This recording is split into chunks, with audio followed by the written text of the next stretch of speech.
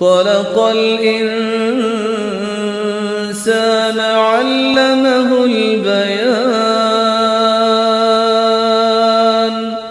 نحمده ونصلي على رسوله الكريم اما بعد فاعوذ بالله من الشيطان الرجيم بسم الله الرحمن الرحيم رب اشرح لي صدري ويسر لي امري واحلل عقدة من لساني يفقهوا قولي۔ لفظی ترجمہ آیت نمبر 21 سے۔ یا ایہا اے، الناس لوگو، اعبدو عبادت کرو، ربکم اپنے رب کی، الذی جس نے، خلقکم پیدا کیا تم کو، والذین اور ان لوگوں کو، من سے، قبلکم تم سے پہلے، لعلکم تاکہ تم، تتقون تم بچ جاؤ، الذی جس نے، جعل بنایا، لکم تمہارے لیے، الارض زمین کو، فراشن فرش، والسماء اور آسمان کو، بناء چھت، وانزل اور نازل کیا، اتارا، من السماء آسمان سے، ماء پانی، فاخرج پھر نکالا، بہ ساتھ اس کے یعنی پانی کے، من الثمرات پھلوں میں سے، رزقاً رزق، لکم تمہارے لیے، فلا پس نہ، تجعلوا تم بناؤ، للہ اللہ کے لیے، اندادن شریک، وانتم اور تم، تعلمون تم جانتے ہو، و اور، ان اگر، کنتم ہو تم، فی میں، ریب شک، مما اس سے جو،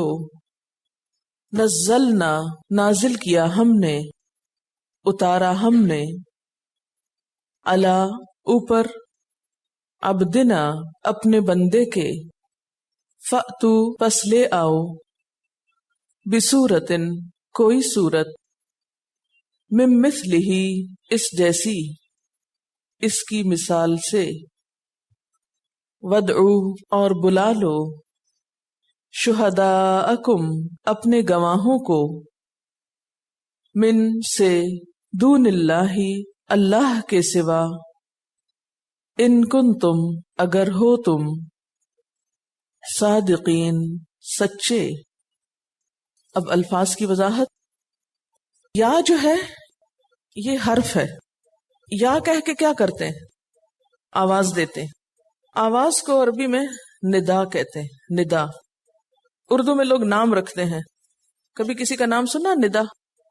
عام طور پہ ہم نام رکھ لیتے ہیں لیکن ہم کو مطلب نہیں آتا ہوتا، اس لیے کہ ہمیں مطلب سے غرض ہی نہیں، ہمیں تو صرف اس سے غرض ہے کوئی چیز ساؤنڈ کیسے کرتی ہے، وہ ظاہر میں کیسے نظر آتی ہے، اس کے اندر کیا ہے اس سے کوئی فرق نہیں پڑتا، کیونکہ اندر کی کیفیات کی وجہ سے پھر متقی یا منافق پتہ چلنے لگتا ہے نا۔ نہ اپنے اندر کا جائزہ لیتے ہیں اور نہ ہی ضرورت محسوس کرتے ہیں، صرف ظاہریت پہ ساری توجہ ہے کہ ہم نظر کیسے آتے ہیں، ہمارا لباس کیسا ہے، ہمارے شکل کیسی ہے، ہمارے جوتے کیسے ہیں، ہمارا گھر کیسا ہے۔ ساری زندگی تو اسی چیز کی فکر کرتے ہوئے گزر گئی کہ نہیں؟ کبھی اندر جھانک کے یہ دیکھنے کی تو تکلیف گوارا نہیں کی کہ ہم کھڑے کہاں ہیں، ہمارے اندر متقین کی صفات ہیں یا منافقین کی، نہیں نا۔ تو قرآن پاک جو ہے یہ ظاہریت سے نکال کے انسان کو اندر کی طرف جھانکنے کو کہتا ہے۔ روح ہے نا، روح، اسپرٹ، روح تو نظر نہیں آتی، لیکن روح نہ ہو تو ہم کیا ہو؟ اگر روح نکال لی جائے تو باقی کیا رہ جائے؟ تو روح کتنی امپورٹنٹ چیز ہے، اس کے بغیر زندگی کا کانسیپٹ ہی نہیں۔ لیکن جو چیز زندگی کی بنیاد ہے اس سے تو ہم غافل ہیں، اس کو تو ہم بھولے ہوئے ہیں، اور صرف ظاہری جسم کی پوجا ہو رہی ہے۔ اسی طرح قرآن پاک کے ہم صرف ظاہری الفاظ پڑھ رہے ہوتے ہیں، ہے نا، اس کے اندر کیا کہا گیا اس کی فکر کبھی نہیں کی۔ اسی طرح اپنے جسم کی بھی ظاہری حالت یا دوسروں کی بھی ظاہری حالت دیکھتے ہیں اور اسی کی فکر کرتے ہیں. ماؤں کو کتنی فکر ہوتی ہے ہمارے بچوں کی صحت اچھی، اس کا رنگ پیلا ہو گیا، اس کا وزن کم ہو گیا، اس کا قد نہیں بڑھ رہا، اس کے بال ایسے ہو گئے. کتنی جان کھاتی ہیں مائیں اپنی ان ساری ظاہریت پہ. لیکن بچہ سچ بولتا ہے یا جھوٹ بولتا ہے، اس کے اندر کا حال کیا ہے اس کی کوئی فکر نہیں.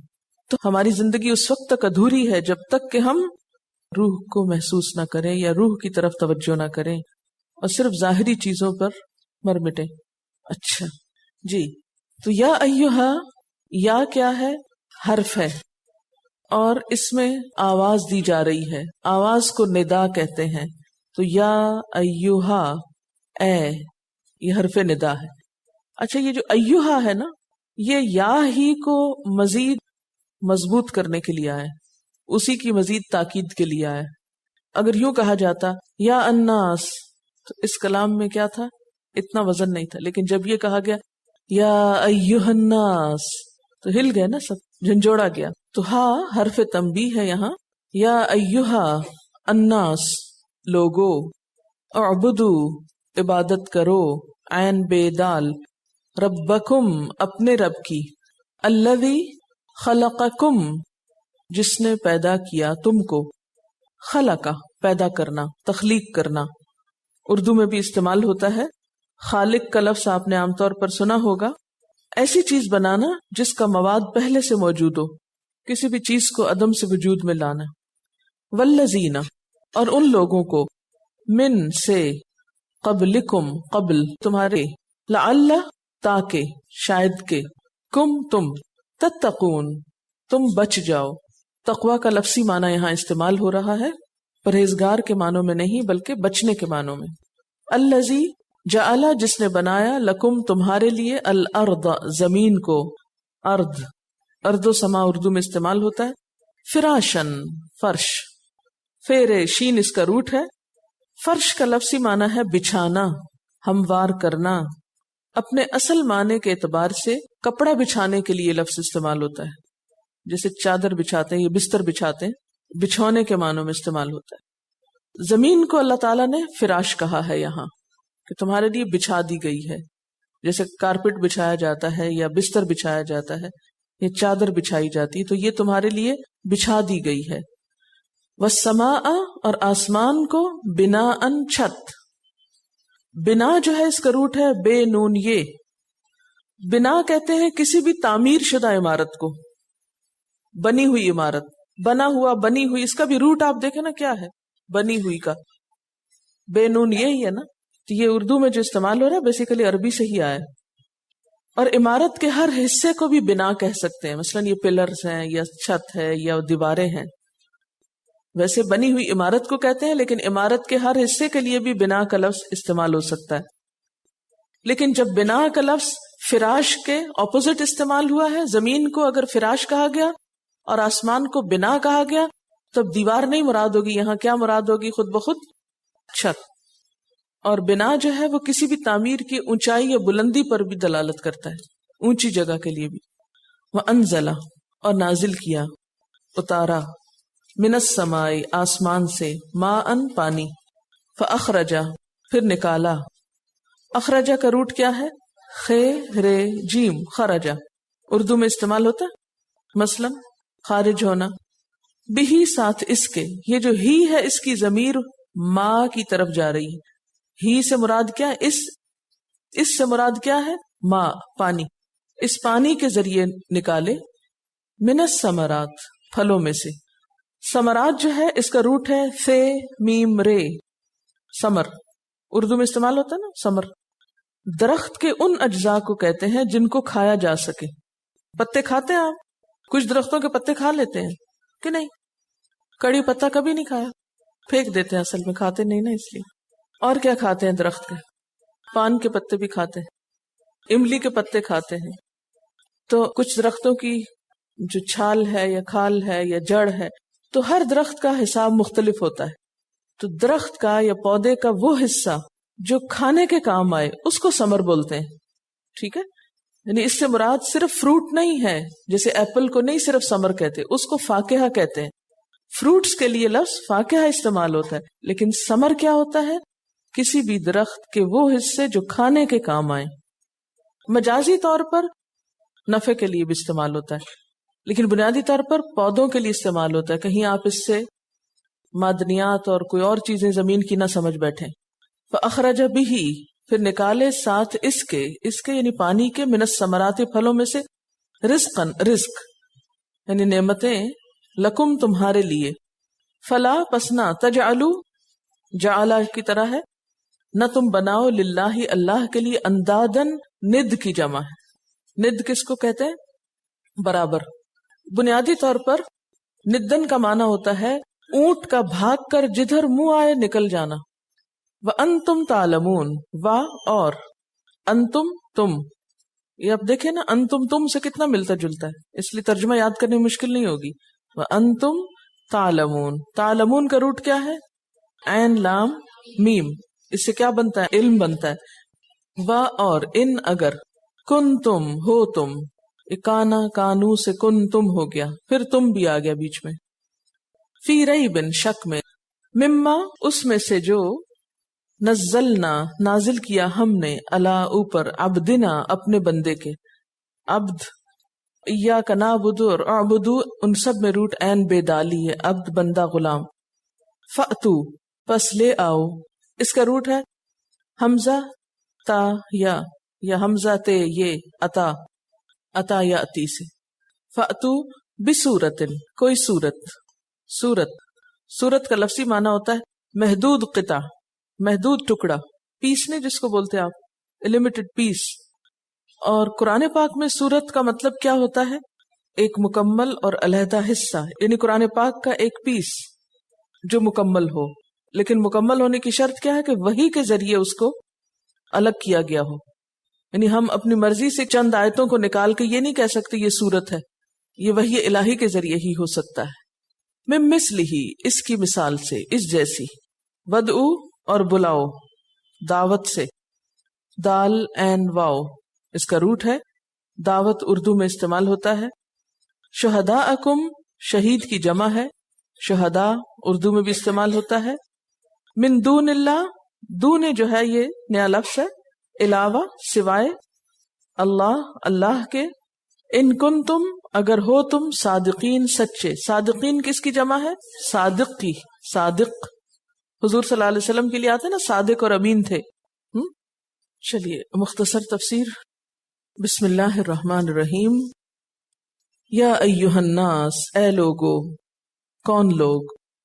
سب لوگ، دنیا میں کہیں بھی رہتے ہوں، کسی بھی رنگ سے، کسی بھی نسل سے، کوئی بھی زبان بولنے والے، کسی بھی عمر کے، کسی بھی علاقے کے. کیا کرو؟ اعبدو، عبادت کرو، بندگی کرو. کس کی؟ ربکم، اپنے رب کی. کون ہے وہ رب؟ الذی، وہ رب، وہ ذات، جس نے خلقکم، پیدا کیا تم کو. اور کس کو؟ والذین من قبلکم، اور ان لوگوں کو جو تم سے پہلے تھے. عبادت کیوں کرو اس رب کی؟ لعلکم تتقون، تاکہ تم بچ جاؤ. کس چیز سے بچ جاؤ؟ دنیا میں مشکلات سے، بد امنی سے، بے سکونی سے، پریشانی سے، اور آخرت میں جہنم کی آگ سے، برے انجام سے. پھر رب کا مزید تعارف. کس رب کی عبادت؟ الذی جعل لکم الارض فراشا، جس نے تمہارے لیے زمین کو بچھونا بنا دیا، زمین کا فرش بچھا دیا. اور کیا بنایا؟ والسماء بناء، اور آسمان کو چھت بنا دیا. اور کیا دیا؟ اور کون سی نعمتیں ہیں اس ذات کی؟ وانزل من السماء ماء، اور اس نے آسمان سے پانی اتارا. کون سا پانی؟ بارش کا پانی. پھر کیا کیا اس پانی سے؟ فاخرج به من الثمرات رزقا لکم، فاخرج به، نکالے اس کے ذریعے. کیا؟ الثمرات، پھل، کھانے پینے کی چیزیں. کیوں نکالی؟ رزقن، بطور رزق. کس کے لیے یہ رزق؟ لکم، تمہارے لیے، یعنی ہم انسانوں کے لیے. تو پھر ہم انسانوں پر اللہ کی ان نعمتوں کے کھانے کے بعد کیا لازم آتا ہے؟ اللہ کا حق ادا کرنا، اللہ کا شکر ادا کرنا. اور وہ کیسے ہوگا؟ فلا تجعلوا تو نہ تم بناؤ للہ اندادا اللہ کے لیے کوئی بھی شریک، کوئی مد مقابل، کوئی ہمسر۔ جب اس نے سب کچھ اکیلے تم کو دیا تو جواب میں تم اس کا شکر ادا کرتے ہوئے، اس کی عبادت کرتے ہوئے کسی اور کو کیوں شریک کرو؟ وَأَنْتُمْ تَعْلَمُونَ اور تم جانتے ہو۔ کیا جانتے ہو؟ کہ تمہیں رزق دینے والا وہی ہے، تمہارا رب وہی ہے، یہ سب نعمتیں اسی کی بنائی ہوئی ہیں۔ وَإِن كُنتُمْ فِي رَيْبٍ اور اگر تم کسی شک میں ہو، کس چیز کے بارے میں؟ کون سے شک میں؟ مِمَّا نَزَّلْنَا عَلَىٰ عَبْدِنَا اس چیز کے بارے میں جو ہم نے اپنے بندے پر اتاری۔ کیا اتارا تھا اللہ تعالیٰ نے؟ قرآن پاک، کتاب۔ یعنی اگر کتاب کے بارے میں تمہیں کوئی شک ہے کہ وہ ہم نے اپنے بندے پہ اتاری ہے تو پھر کیا کرو؟ فَأْتُوا بِسُورَةٍ کوئی صورت لے آؤ، مِن مِثْلِهِ اس جیسی، یعنی اس کتاب میں جیسی صورتیں ہم نے بنائی ہیں، ہم نے بھیجی ہیں، اس سے ملتی جلتی کوئی صورت تم بنا لاؤ تاکہ یہ پتہ چل سکے کہ تم اپنے دعوے میں سچے ہو۔ اور اس کام کے لیے وَدْعُوا بلا لو، کس کو؟ شہداءکم اپنے گواہوں کو۔ گواہ سے مراد یہاں پر انسان ہیں۔ شہداء شاہد کی جمع ہوتی ہے، شاہد گواہ کو کہتے ہیں، اس کا معنی حاضر کا بھی ہوتا ہے، اور گواہ کو بھی شاہد اسی لیے کہتے ہیں کہ وہ عدالت میں حاضر ہو کے گواہی دیتا ہے۔ بنیادی معنی کیا ہوتا ہے؟ حاضر ہونا، یعنی جتنے بھی حاضرین ہیں، یعنی جتنے بھی دنیا میں لوگ ہیں، جو بھی اقوام ہیں جن سے تم اس کام میں مدد لے سکتے ہو، ان کو تم بلا لو۔ من دون اللہ اللہ کے سوا، اللہ کے علاوہ، یعنی اللہ کے علاوہ اللہ کی مخلوق میں سے جس کسی کو بھی بلانا چاہو اس کام میں مدد کے لیے، خواہ فرشتوں کو یا جنوں کو یا تمام انسانوں کو، سب کو بلا لو، اکٹھا کر لو۔ ان کنتم صادقین اگر تم سچے ہو، کس بات میں؟ کہ یہ کتاب اللہ تعالیٰ نے نہیں اتاری، یا اگر تمہارے شک کی کوئی بنیاد ہے۔ یا ایہا الناس اے لوگو، تمام لوگو۔ ہدایت اور گمراہی کے اعتبار سے انسانوں کی 3 قسموں کو بیان کرنے کے بعد اللہ تعالیٰ تمام انسانیت کو دعوت دے رہے ہیں اپنی عبادت کی۔ یا ایہا الناس اے لوگو، گویا قرآن پاک صرف مسلمانوں کے لیے نہیں، ساری انسانیت کے لیے ہے۔ یہ الگ بات ہے کہ اسے ہم نے خود بھی نہیں پڑھا ابھی تک۔ اے لوگو، اعبدو عبادت کرو، بندگی اختیار کرو، پرستش کرو، جھک جاؤ، کس کے لیے؟ ربکم اپنے رب کے لیے۔ کون ہے وہ رب؟ الذی خلقکم جس نے تم کو پیدا کیا ہے۔ تم خود سے خود نہیں بن گئے، تمہیں کوئی بنانے والا ہے۔ تمہارا یہ وجود، تمہارے یہ ہاتھ پاؤں، یہ ساری قوتیں اور صلاحیتیں جو تمہارے پاس ہیں، تمہیں کہاں سے ملیں؟ تم جو اپنے آپ سے پیار کرتے ہو، کبھی سوچا تم نے کہ تمہارا یہ اپنا آپ کہاں سے آ گیا؟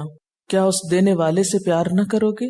وہ کوئی اجنبی نہیں، وہ تمہارا اپنا رب ہے، وہی جس نے تمہیں تخلیق کیا، تمہیں بنایا، اور نہ صرف یہ کہ اکیلے تم کو بنایا، والذین من قبلکم ان کو بھی بنایا جو تم سے پہلے گزرے۔ آج تک دنیا میں جتنے بھی لوگ آئے ان سب کو اسی نے بنایا تھا۔ عبادت کی دعوت تمہارے ہی فائدے کے لیے دی جا رہی ہے، لعلکم تتقون تاکہ تم بچ جاؤ، تمہیں مشکل نہ ہو۔ جس رب نے تمہیں بنایا ہے وہ بہت عقل مند ہے، وہ بہت مہربان ہے، وہ رحمان اور رحیم ہے، وہ 70 ماؤں سے بڑھ کے پیار کرنے والا ہے۔ وہ تمہارا نقصان نہیں چاہتا، تمہیں تکلیف میں نہیں دیکھنا چاہتا، تمہیں بھٹکنے کے لیے چھوڑ نہیں دینا چاہتا، وہ تمہاری رہنمائی کرنا چاہتا ہے۔ اسی لیے اس نے تم کو عبادت کا حکم دیا ہے، جس کے تم پر احسان ہے۔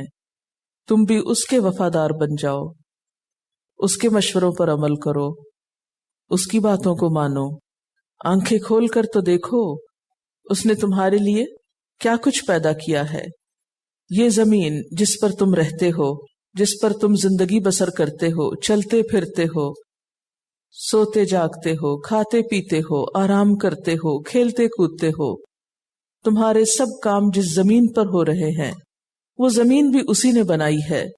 الذی جعل لکم الارض فراشا، اس کو تمہارے لیے ایک بستر کی طرح بچھا دیا.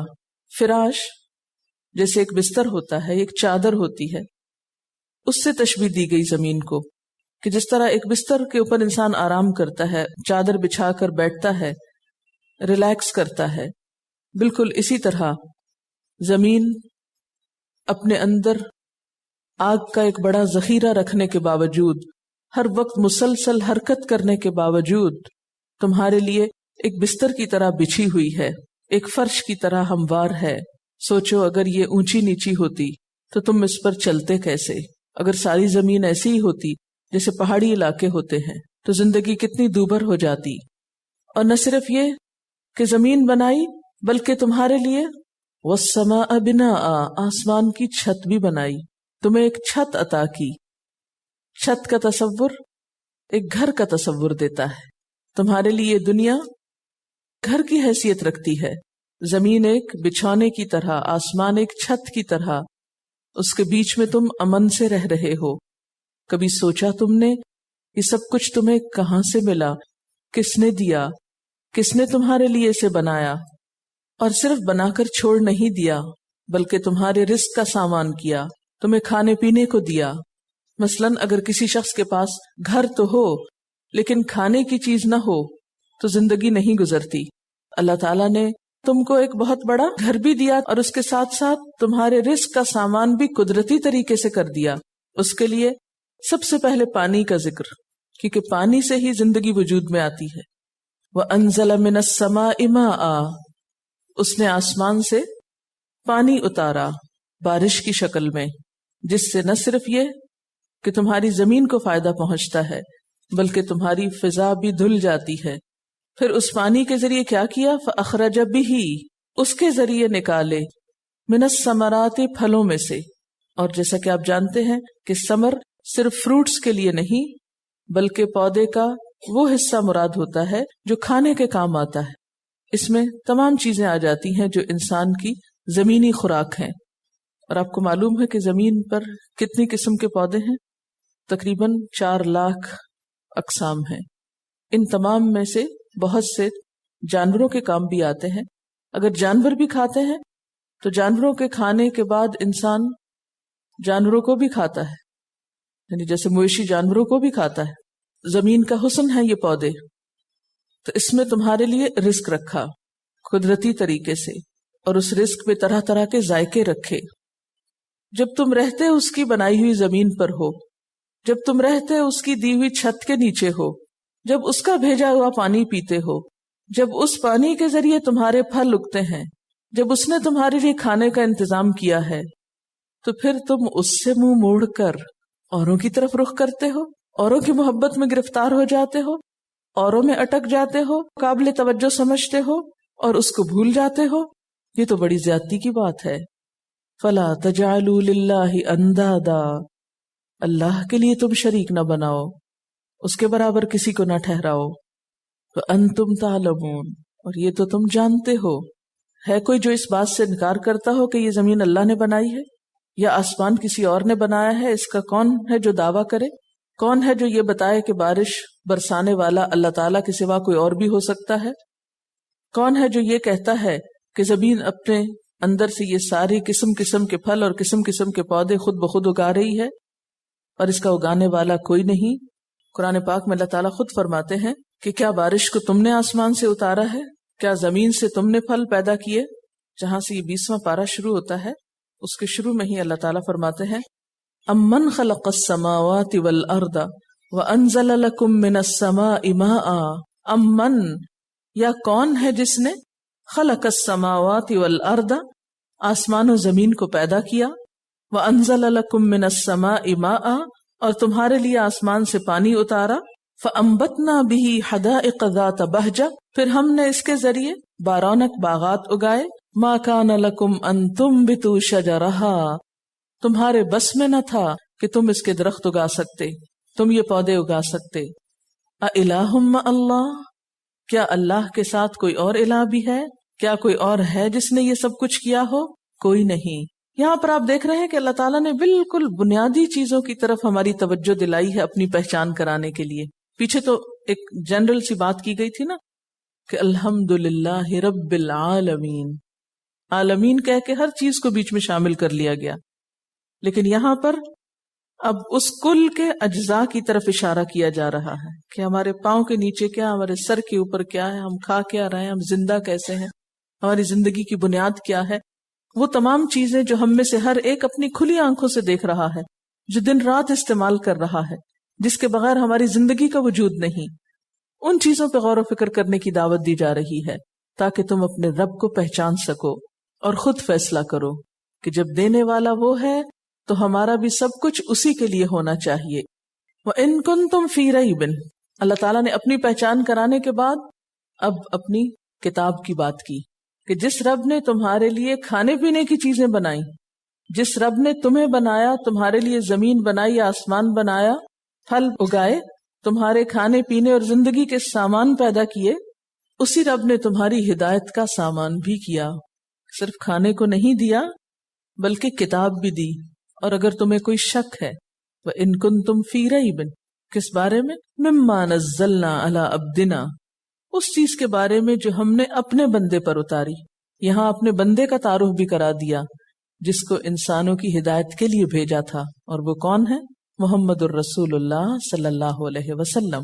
تو گویا ہدایت کے لیے کتاب اور استاد دونوں کا تعارف ہو رہا ہے۔ اب پیچھے تو صرف کتاب کی بات ہوئی تھی، یہاں اب استاد کی بات بھی ہو رہی ہے، محمد الرسول اللہ صلی اللہ علیہ وسلم کی بھی۔ اگر تمہیں کچھ شک ہے کہ یہ کتاب ہم نے اپنے بندے پہ اتاری، اس بات میں، اس حقیقت میں، تو پھر کیا کرو؟ فَأْتُوا بِسُورَةٍ مِّن مِّثْلِهِ، اس کا آسان سا حل یہ ہے کہ تم بھی اس جیسی کوئی صورت بنا لاؤ، ایسی کتاب نہیں، کتاب کا ایک حصہ ہی بنا لاؤ، اور اس کام کے لیے کیا کرو؟ وَادْعُوا شُهَدَاءَكُم مِّن دُونِ اللَّهِ، اللہ کے سوا جس کو چاہو مددگار کے طور پہ بلا لو۔ ان کنتم صادقین، اگر تم سچے ہو۔ کس بات میں سچے ہو؟ کہ یہ کتاب محمد صلی اللہ علیہ وسلم نے لکھی ہے۔ وآخر دعوانا ان الحمد للہ رب العالمین۔ سبحانک اللہم وبحمدک، اشہد ان لا الہ الا انت، استغفرک واتوب الیک۔ والسلام علیکم ورحمۃ اللہ وبرکاتہ۔